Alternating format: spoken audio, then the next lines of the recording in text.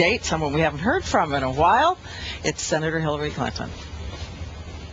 Americans have woken up to some reeling economic news. Is this the 3 in the morning call now? Is this it? It sure is a crisis, and I think it's the kind of crisis that demands the full attention of the President, the entire administration, the Congress. I called for such a summit gathering some months ago because I have seen this coming for 2 years, and I've been really distressed that we've allowed it to deteriorate, because we face this crisis and the underlying problems are not yet addressed, and that is people losing their homes, value of their home, credit drying up, businesses unable to borrow, not hire, not making new investments. I think Alan Greenspan said the other day it was a once-in-a-century crisis, and that's pretty daunting. Was the President right? Was the White House right not to bail out Lehman? Well, we won't know that. I'd like to dial the clock back and say that the President and this administration have really been asleep. They haven't regulated, they haven't kept watch and monitored what has been going on in the markets and in the credit situation that our country faces.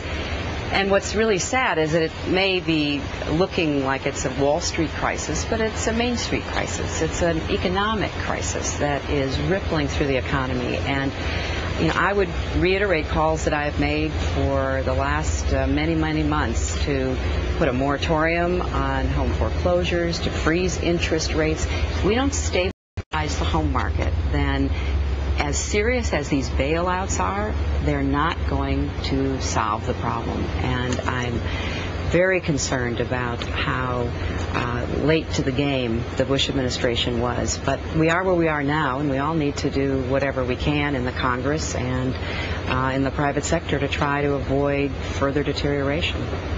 Have to ask you a couple of political questions, get brought up to date here. A lot of people are saying with this kind of economic news, this situation, Senator Obama and the Democrats should be further ahead. Why is it so close? And particularly that 20-point swing among white women that we just saw in a recent ABC News poll. What did he do wrong, and what does he have to do to get them? Well, we have close elections. That is part of modern American politics, and I always thought this would be a close election.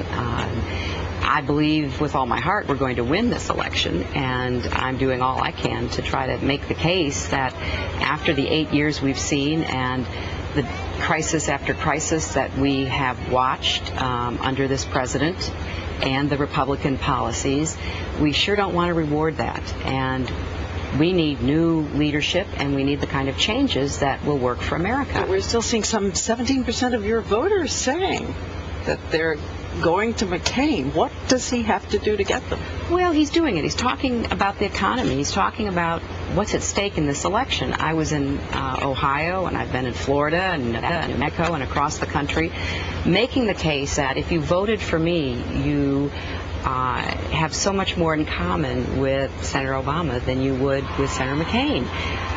In light of all the important issues, I mean, what people talk to me about when I'm shaking hands after I speak for Barack is losing their job, having to take another job, worried about their home value, concerned about health care. That's what's on the minds of Americans who are struggling so hard, and they deserve leadership that will be on their side. And I think that's what Senators Obama and Biden offer. Senator Claire McCaskill said recently that she felt that it was a dangerous decision to pick Governor Palin because of Senator McCain's age and because of his health. Do you agree? What I have said is we need to keep focused on the differences between the Republicans and the Democrats. This goes way beyond any one candidate. It's really about the future that we have to fight for. And I am doing all I can to keep focused on what matters in the lives of Americans. We have a better economic policy. We had a difficult situation in 1993 when my husband became president. Democrats fixed it. We have all kinds of challenges, and if we don't look at the differences between what Senator McCain and Governor Palin offer in terms of policies, and in my view, misplaced policies, compared to what we offer, then we're going to get diverted and we're not going to make the right decisions. So you're not going to endorse what she said? You know, I think the point is not the vice presidential candidate on the other side, with all due respect. It is the presidential candidate. Senator McCain is not offering much of a change from what has already been the policies of the Republicans and of this administration. And we have